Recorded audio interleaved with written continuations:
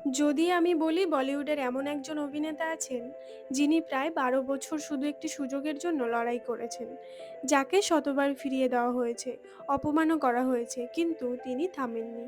আর একদিন পুরো ইন্ডাস্ট্রিকে নিজের প্রতিভার সামনে মাথা নত করতে বাধ্য করেছেন।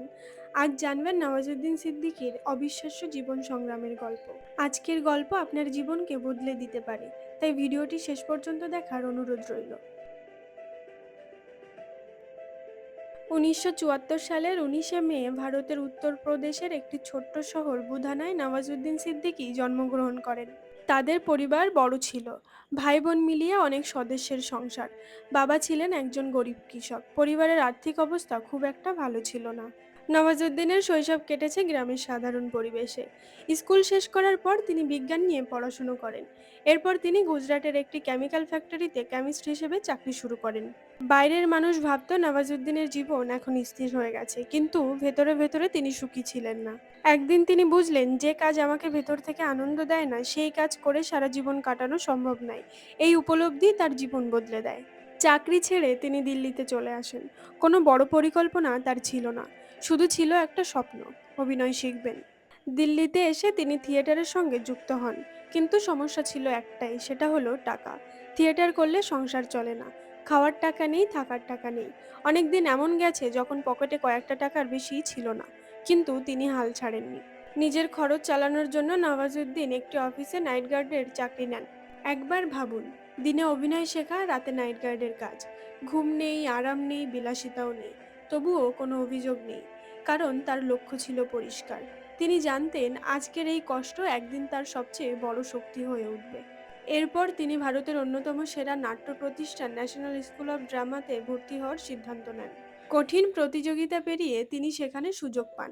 সেখানে তিনি অভিনয়ের প্রতিটি খুঁটিনাটি শিখতে শুরু করেন। কিন্তু তিনি তখনও জানতেন না, জীবনের সবচেয়ে কঠিন যুদ্ধ এখনও বাকি আছে। ন্যাশনাল স্কুল অফ ড্রামা থেকে পড়াশোনা শেষ করার পর নওয়াজুদ্দিনের মনে একটাই স্বপ্ন ছিল, বলিউডের অভিনেতা হওয়া। এই স্বপ্ন নিয়েই তিনি চলে আসেন মুম্বাই। মুম্বাইতে এসে তিনি প্রতিদিন এক স্টুডিও থেকে আরেক স্টুডিওতে ঘুরতেন। হাতে নিজের ছবি, মনে হাজারটা আশা। কিন্তু প্রতিদিনই একই উত্তর শুনতে হতো, আপনার লুক হিরোর মতো নয়, আপনাকে দর্শক গ্রহণ করবে না, আমরা আপনাকে নিতে পারবো না। শত শতবার এই কথাগুলো শুনতে হয়েছে তাকে। কাজ নেই, টাকা নেই, থাকার মতো ভালো জায়গাও নেই। বন্ধুদের সঙ্গে একটি ছোট্ট ঘরে থাকতেন। অনেক সময় ভাড়া দেওয়ার মতো টাকাও থাকতো না। একবেলা খেয়ে আরেক বেলা না খেয়ে দিন কাটিয়ে দিয়েছেন। অনেকে বলেছিল, গ্রামে ফিরে যাও, এই ইন্ডাস্ট্রি তোমার জন্য নয়। কিন্তু নওয়াজুদ্দিনের উত্তর ছিল একটাই, আমি ফিরবো, তবে সফল হয়ে। অবশেষে তিনি ছোট ছোট চরিত্রে অভিনয়ের সুযোগ পেতে শুরু করলেন। কখনো মাত্র 20 সেকেন্ড, কখনো 30 সেকেন্ড, কখনো এমন দৃশ্য যেখানে তার কোনো সংলাপই ছিল না। অনেক দর্শক তাকে খেয়ালই করতেন না, কিন্তু তিনি জানতেন কোনো চরিত্রই ছোট নয়, ছোট সুযোগকেও বড় করে তুলতে হয়। তাই তিনি প্রতিটি দৃশ্যে এমনভাবে অভিনয় করতেন যেন সেটাই তার জীবনের সবচেয়ে বড় সুযোগ। 1 বছর, 2 বছর, 5 বছর, 10 বছর, সফলতা যেন কিছুতেই ধরা দিচ্ছিল না। এই সময়ে অনেকেই অভিনয় ছেড়ে অন্য পেশায় চলে যেতেন, কিন্তু নওয়াজুদ্দিন নিজের স্বপ্নের সঙ্গে কখনোই বিশ্বাসঘাতকতা করেননি। দীর্ঘ অপেক্ষার পর অবশেষে ভাগ্য তার দরজায় কড়া নাড়ল। ধীরে ধীরে পরিচালকরা তার অভিনয় লক্ষ্য করতে শুরু করলেন। যদিও শুরুতে প্রধান চরিত্র নয়, তবুও প্রতিটি দৃশ্য তিনি নিজের অভিনয় দিয়ে দর্শকের মনে গেঁথে দেন। তিনি কখনো হিরো হওয়ার চেষ্টা করেননি, তিনি শুধু একজন অসাধারণ অভিনেতা হতে চেয়েছিলেন।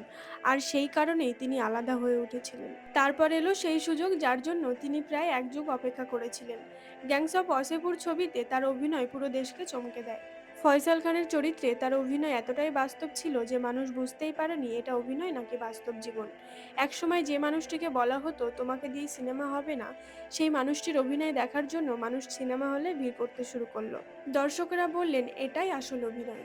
সেদিন প্রমাণ হয়ে গেল, সফলতা চেহারা দেখে আসে না, সফলতা আসে যোগ্যতা, ধৈর্য আর পরিশ্রম থেকে। গ্যাংস অফ ওয়াসেপুরের সাফল্যের পর নওয়াজুদ্দিন সিদ্দিকীকে আর পেছনে ফিরে তাকাতে হয়নি। এরপর একের পর এক ছবিতে তিনি নিজের অভিনয়ের অসাধারণ দক্ষতার প্রমাণ দেন।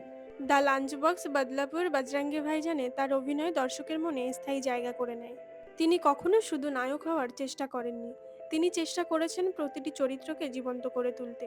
সেই কারণেই আজ তার নাম শুনলেই মানুষের মনে প্রথমে আসে অভিনয়ের সততা। একটা সময় ছিল যখন অনেক পরিচালক তাকে সরাসরি বলতেন তোমার চেহারা সিনেমার জন্য নয়। ভাবুন এই কথাটা একজন স্বপ্ন দেখা মানুষের জন্য কতটা কষ্টের হতে পারে। অনেকেই হয়তো সেদিন নিজের স্বপ্নকে মেরে ফেলতো, কিন্তু নওয়াজুদ্দিন নিজের চেহারা বদলানোর চেষ্টা করেননি। তিনি নিজের প্রতিভাকে এতটাই শক্তিশালী বানিয়েছিলেন যে একসময় মানুষ তার চেহারা নয়, তার অভিনয় দেখতে সিনেমা হলে যেত। এটাই একজন সত্যিকারের বিজয়ীর পরিচয়।